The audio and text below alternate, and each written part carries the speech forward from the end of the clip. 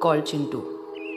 Born in a small town in Maharashtra, he was always a happy and excited kid. He belonged to a very humble family. Chintu's father was a clerk in a local government office and mother was a homemaker. There wasn't enough money coming home, so they used to live a hand to mouth existence. There was nothing much to do or aspire for in a small town. But as a child, Chintu felt he had everything. Though there was no real playground, the entire town was a playground for him and his friends. They played cricket with a bat made from a wooden plank. If not a wooden plank, then anything that could stop the ball turned into the cricket bat for that moment. Footwear was a luxury, so he used to play with naked feet for the whole day because slippers were only meant for school. The concept of buying toys was unheard of. A broken radio, old vessels, bicycle tires, pebbles, street dogs, cats, anything and everything around him became a toy for him. As a kid, he never felt that he's compromising anywhere because that's how the entire neighborhood was living their life. But as he was growing from a kid to a boy, he began realizing a few things along the way. Chintu used to run for miles wearing nothing in his feet. The mud under his feet was so soft that he never felt that he's running without slippers. Only when he stopped over a stone hidden beneath the soft mud, he realized that he's running without anything on his feet. Sometimes he used to run blissfully for miles together with just a tire of a bicycle, until one day he saw one of his friends on a new BSA SLR bicycle. He only had imagined the taste of ice cream looking at those ads on their black and white TV set. One day when he asked for it, he got an answer from his father that it was not good for his teeth. The answer convinced him that the ice cream was not made for him. Every year, one pair of shirt and a trouser would be stitched with the help of a local tailor, specially to be worn during festivals, until he saw his friend wearing a t-shirt with a He-Man printed on it. He wore a broken Bata slipper with a safety pin attached at the bottom binding the strap together, until one day at the PT session, he saw one of his school friends wearing a white canvas shoes. Every year, he had school books either passed from his cousin or the neighborhood kids, but his classmates always bought new books for the new school session. When his school shorts became a bit too tight or short, his mom used to open the backside of the trouser and remove the folds so that it became looser and longer to be worn for another year. But he used to find some of his classmates come in brand new uniforms. As he was growing from a kid to a boy, he started realizing many things.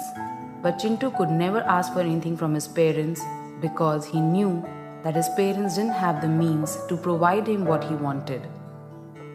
When Chintu turned 7, his grandfather gifted him a flute and also taught him how to play it. When his grandpa passed away, Chintu kept on practicing the flute all alone sitting by the lakeside. This was his favorite pastime. Most of the people were not even aware that Chintu could play the flute so well. It was 10th of August 1993 when the principal of the school wanted to select 10 kids to play the flute for the Independence Day celebration. This got Chintu very excited. This was his golden opportunity to pay a tribute to his grandfather. Chintu decided to invite his parents and surprise them through his performance on the school stage. Excited, Chintu ran to the principal's room and told him that he wanted to participate. The principal replied, "Okay, Chintu, come tomorrow for rehearsal and bring 22 rupees with you to buy a steel flute so that everyone's flute would look the same." Chintu had an old wooden flute for many years. For him, a wooden flute or a steel one was all the same. He never knew the difference until this day. But asking for 22 rupees from his father to buy a new flute was totally out of question. And at that very moment, Chintu knew that he cannot participate for the 15th August celebration. Chintu never bothered to even ask for 22 rupees from his father because he knew that spending 22 rupees on a flute was a luxury that wasn't made for him. He realized that he needed to be realistic always and stay within his limits. He could enjoy life to fullest while staying within his limits. That's all he knew. But that day something special happened and a dream was born. A dream to live a better life. A dream that Chintu wasn't really even aware of until now. But Chintu realized that if 22 rupees can kill his dream, then the same 22 rupees could also help him achieve it. That steel flute made him think over and over again. He ran to his father, hugged him and told him, "Papa, मुझे life में बड़ा बनना है." His father replied, "Beta, मुझे वो दिन देखना है." From that day, Chintu was not the same Chintu anymore. He started observing more whenever he went around his town. While walking, he used to observe the slippers he was wearing and what the other kids were wearing. He used to observe the bat that he was playing with and the rest of the kids were playing with, a shirt he was wearing and other kids were wearing. This is where he realized the difference between a wooden flute and a steel flute. As time passed, Chintu got a new hobby of collecting posters of sports bike and a sports car from old magazines and pasting them on his wall. One day while flipping a magazine, Chintu also found images of a steel flute and he pasted that on his wall. While staring at those posters, he grew into an adult. Slowly the posters started fading away. The colors became duller and the images started fading. As the years passed by, those posters got buried under the exam schedules, important notes, and catalogues of various MBA universities. The posters of a red Ferrari and a steel flute kept peeping between many catalogues that lay scattered. By now, many of his old friends started leaving the small town for post-graduation in various parts of the country. Chintu realized that in a small town, he will never be able to achieve what he wanted to achieve. A small town could never fulfill his dreams. Just like many of his friends, Chintu appeared for MBA entrance exam. Finally, he got through, but he had no money to pay. So he got the first loan of his life, an education loan. Chintu left his small town to pursue an MBA. He saw a race to become successful and climb up the corporate ladder. All he heard was name of big MNCs and the flattering designations like CEO, CFO, VP, etc. This is where he learned that to build wealth, you need to build a career. And he started believing that a degree of MBA will change his life. Now time came for the campus placement, for his job interviews. He borrowed a jacket, shoes and a tie. When he wore those clothes for the first time in his life, he felt that his life is finally changing. That tie looked so good on him. He took a picture and sent it to his parents. He believed that this tie had the power to change his life forever. Chintu got a job. He passed through the interview of a big MNC in Mumbai and was offered a salary of whopping 22,000 rupees. The first thing that Chintu did was to call up his parents. He told his father, "वो दिन अभी दूर नहीं है जिस दिन मैं बड़ा आदमी बनूंगा." All his relatives started calling him one by one to congratulate him. Chintu was on cloud 9. Life couldn't be better. Chintu remembered his childhood where he couldn't afford the steel flute. He thanked that day because it had pushed him to do something about his life. He remembered the posters of the sports car he used to stick on a wall of his room and the promise he made to his father. He truly felt that the degree of MBA will bring him all the happiness in the world. Finally, Chintu reached Mumbai. He came to this big city with big dreams. He saw people running and rushing everywhere. There was a queue for everything. His office was in Andheri, but his salary only allowed to rent a house in Mira Road, and that was a bit too far. He started traveling by the Mumbai local train. He realizes that it was not easy to manage life in Mumbai. The job started. After the first salary of 22,000 rupees, Chintu withdrew the full salary of 22,000 rupees just to hold and feel those notes. For the first time, he was holding such a big amount in his hand. He remembered the day he couldn't afford a flute of 22 rupees, and today he had 22,000 rupees in his hand. He felt that he had arrived in life. From this day onwards, he felt that he had made it. He had ticked his dream to become big in life, and he got into comfort zone. The poverty of aspiration is what keeps people poor. It was his first weekend in Mumbai after holding the salary in his hand. For the first time, he entered an AC restaurant and bought a grocery from a supermarket. Finally, Chintu stepped into the mall and saw few brand names which he had always heard from MBA friends. He picked up 2 new shirts, ties, and trousers. He bought himself new shoes. Now Chintu could afford an auto rickshaw to roam around the city and to go to the office. When he came back home after shopping, he sat down on the sofa and cried a lot. The leather shoes were much better than Bata slippers. Auto rickshaw was definitely better than a bicycle. Having a ceiling fan in the room was better than having no fan. Shopping with trolley in the supermarket was better than Lala Ji ki dukaan. Chintu called his parents and told them, "Life is much better in Mumbai. Even atta is branded here. We don't have to go to Atta Chakki." A few years later, Chintu got married. Looking at Chintu getting more responsible, his parents got him married to a girl from their native place. Newly married life in Mumbai was blissful. The initial few days were all about going to movies, eating in restaurants, etc. But when the 15th day of the month came, Chintu realized that his pocket was empty and the salary was over in the blink of an eye. This is where he decided to spend wisely. Chintu never realized that he is short of money because 22,000 rupees salary had given him a life that was much better than the small town he came from. So he never felt that he was earning less. He felt it was useless to spend. To go out during weekends, they preferred a train because it was relatively empty on weekends.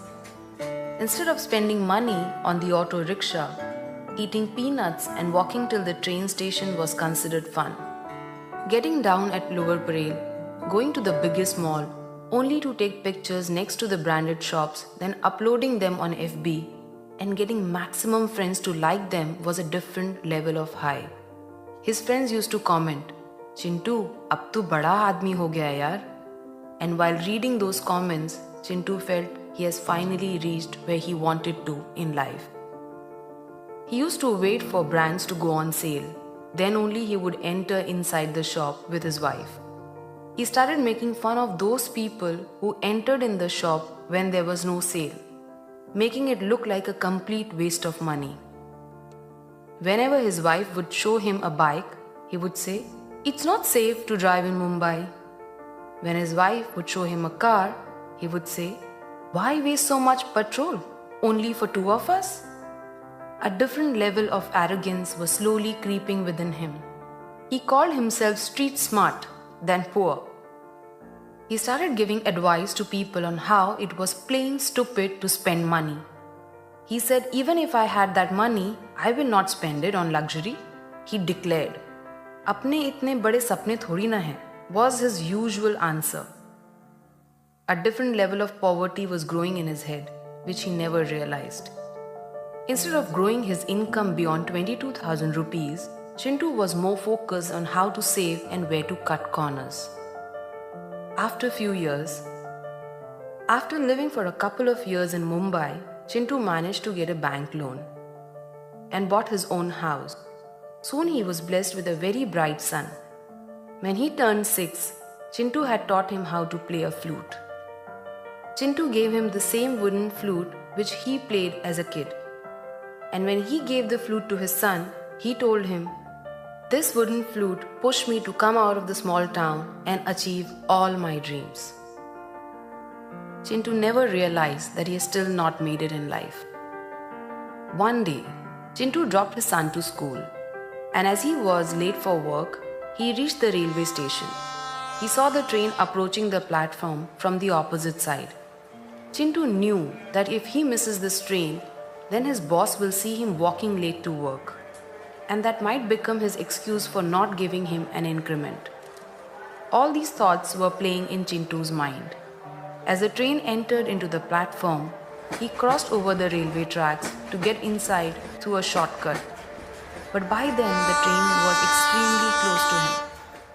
And after that, all he could feel was that he was thrown and he blacked out. Chintu didn't feel anything and he felt as if he's getting uplifted. Slowly he realized he's walking, but he couldn't feel his body anymore. He couldn't see anyone around him. All he could feel was a foggy atmosphere, with no one to hear him. He screamed again for help. He screamed and called his wife, his son, his father, his mother, but there was nobody to hear him. And finally, as the fog cleared, he found himself walking on a lonely path towards a ferry. Yes, it was a ferry for real. He ran towards the ferry to ask what was happening to him. But ferry was quiet. Chintu saw tears in her eyes. He realized that something had gone wrong. But still, like an angel, she became Chintu's guiding star in that moment of darkness. She guided him to his house. Immediately he ran into the lane, but strangely he couldn't feel his feet. The ferry was behind him all the time, flying and following him. He started running towards his house and reached the doorstep. He was shocked to see what has happened. His wife and kid and his parents were howling and crying out loud in front of his photo. His relatives, neighbors were all around crying with him. When he tried to touch his son and his father, they couldn't feel anything. That's when Chintu realized that he was dead. He was no more. He had left the world already. He looked at the ferry and pleaded to her, "Can you help me meet my family again?" The ferry went silent. His dad and mom couldn't handle the trauma. All of a sudden, his father suffered a heart attack. Chintu ran to save his father, but he couldn't hold his father. People rushed and took him to the nearest hospital. Chintu ran to hospital. He saw the doctors were not willing to admit his father because his father didn't have an insurance and enough money to pay. People rushed towards the government hospital, but on the way, his father passed away. Chintu ran to his father and screamed out loud. He tried to hold his father, but he couldn't feel anything. Seeing Chintu crying, the fairy finally spoke. "Chintu, if you're born poor, it's okay. But if you die poor, then..." Chintu and the fairy went back home together.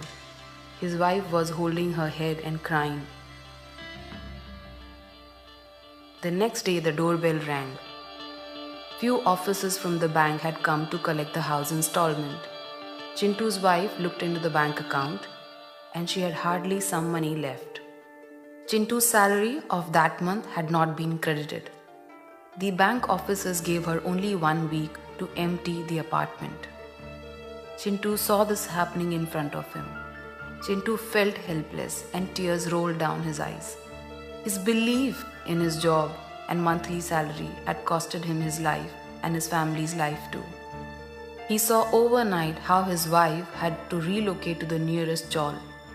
She rented 1 room with a common toilet and continued her life in Mumbai just to keep her son's education going.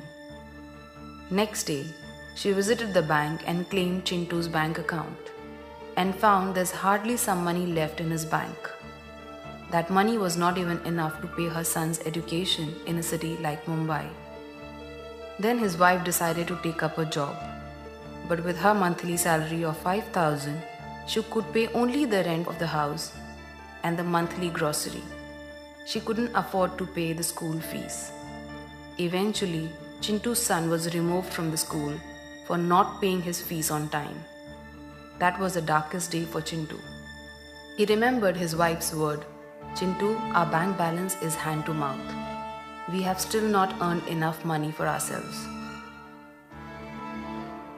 Chintu realized for the first time why earning money was so important, but it was too late. Chintu opened a wooden shelf in his house, touched the wooden flute, and told the fairy, "I wish I wouldn't have stopped dreaming." Now Chintu's wife and her son had to move back to the same house where Chintu was born and spend his entire childhood. His wife got her son admitted in the same school where Chintu had studied. Chintu saw his son going back to the same school and living the same life which he had lived years ago.